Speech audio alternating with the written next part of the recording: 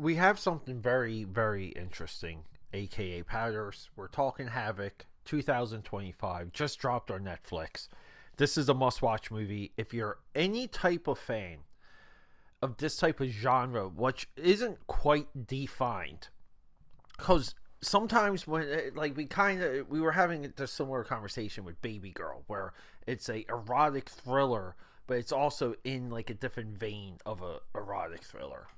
Havoc is, well, it's a cop movie where everybody has to die because everyone is a POS. And everyone dies in this movie. Spoiler, who cares?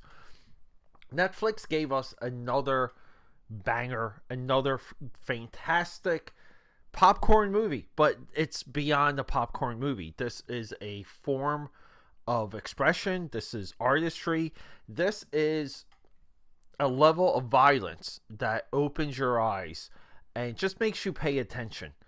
And you kind of, you pull back a little because the violence is, dare I say, over the top, but real. Tom Hardy is coming at us post-Venom The Last Dance. A trilogy, by the way, I fully back. I view the 3 Venom movies as a complete trilogy arc, even down to what happens with the symbiotes. He's on a good run here. So I want to talk about it. Netflix, another banger. We got to talk about that. It's the AKAPAD, the Film Buff podcast. And all systems. Quiet on the set! Camera speed. Sound production, take 1. Action! Do you guys like this one? Well, let's go. Tom Hardy. So the last time we were talking about Tom Hardy, it was Venom: The Last Dance. We gave that movie a thumbs up. Now, his his previous movie to that was The Bike Riders. I wasn't crazy over that movie, but I was crazy over all of the performances. I feel like Bike Riders needed to have a little bit more of a point. And sometimes I come out of a movie thinking my time is wasted, but he's fantastic in Bike Riders, the entire cast. So he makes Bike Riders, drops Venom, comes back with this movie with Gareth Evans. This is our guy from The Raid. He made 2 movies. The Raid in 2011 and The Raid 2 in 2014. He'll never live down these 2 movies because they're of like right now they're martial art lore. They're the great modern day martial art movies. People love the fight scenes in them.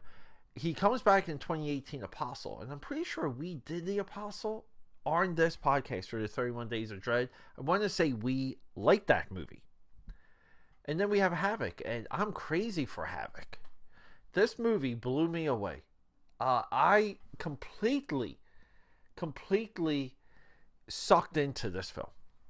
We got Forrest Whitaker, Timothy Olyphant, our guy, Cotton Weary from Scream 3. He will always be Cotton to me. Is he Cotton? I think he's Cotton, right? Hold up. All right, correction. Timothy, he's actually from Scream 2. I thought he was Scream 3. He plays Mikey Altieri. He's the one, right, that the mother has the affair with. I'm forgetting some of my Scream lore. But this movie has a banger cast. Jessie Mei Li, that's one of our girls. She's fantastic in it. This movie has a point at the end, and I love films that spiral into chaos. Dare I say it? Take a shot, because I'm going to say the title of the movie. This movie spirals into chaos.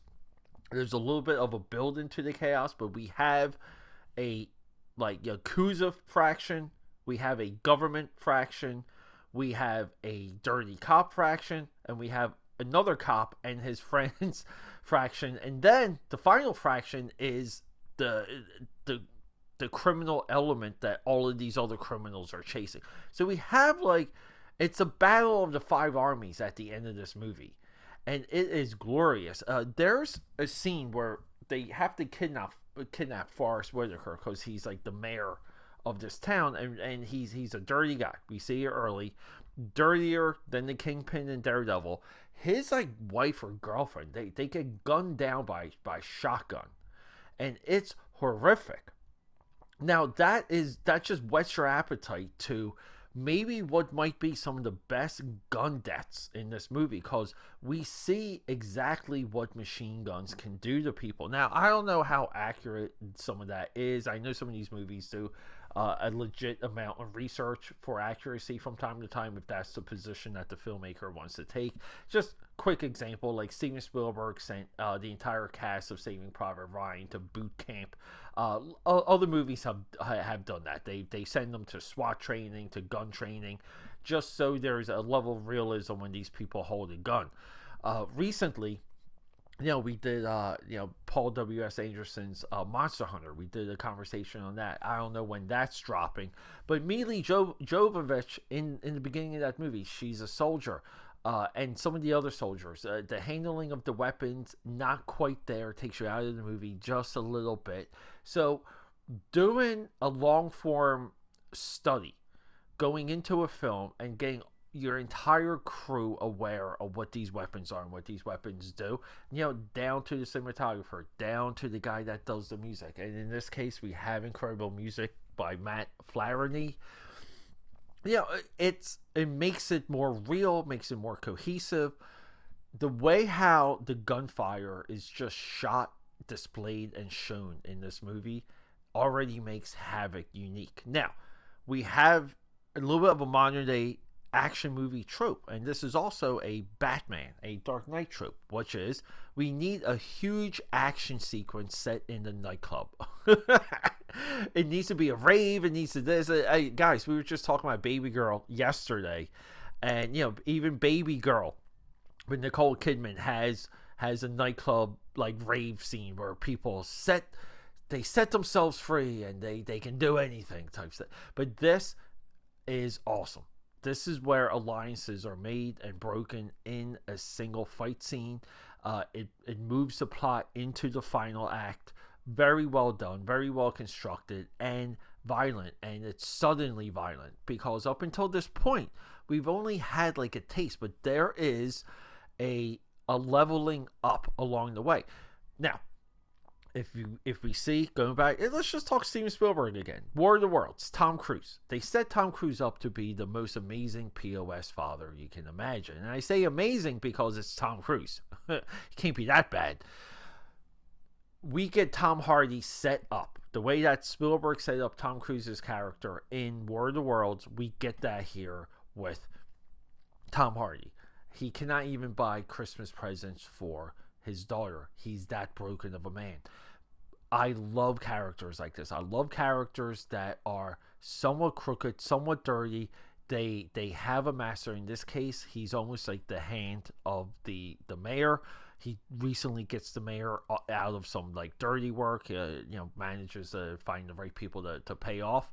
But this movie spirals because we're kind of in the clearing when it comes to this, and then the mayor's son gets into trouble, and when the mayor's son gets into trouble, all hell breaks loose. Even like I said, everyone dies in this movie, and it's glorious.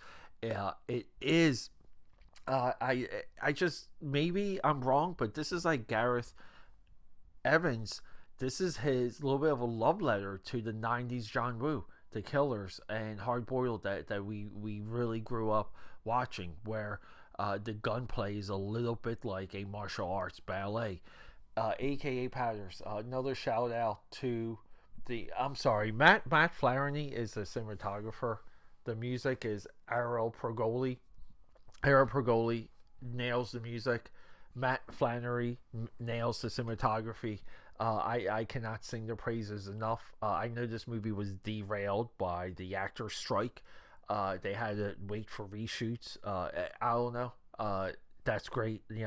Probably just typical reshoots in my eyes, because I view that this movie has a very nice through line. Now, we have, going back to Steven Spielberg, we have our Saving Private Ryan ending with Tom Hanks and Tom Hardy, if you guys are familiar with that ending. I'm sorry for spoiling the entire movie for you guys, but I feel like sometimes I want the experience to be shared when there's surprises. But I feel like movies like this, it's okay to know what you're getting into, because it's so visceral, it's so shocking, it's so engaging.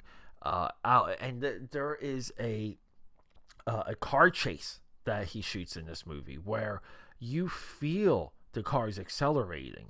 It's insane. I don't know. I think Gareth Evans he might be the best action director, period, next to Ralph McQuarrie, that does some of the Mission Impossibles and works with Tom Cruise, probably, and maybe Justin Lin. But Gareth has a clear one up. He's got a vision. There's such a stylistic flair and shot selection that weaves his sequences together that do make him unforgettable. AKAPAD's Havoc is nothing but a non-stop watch film. It's fantastic. I can't recommend it enough. Okay, that's a wrap.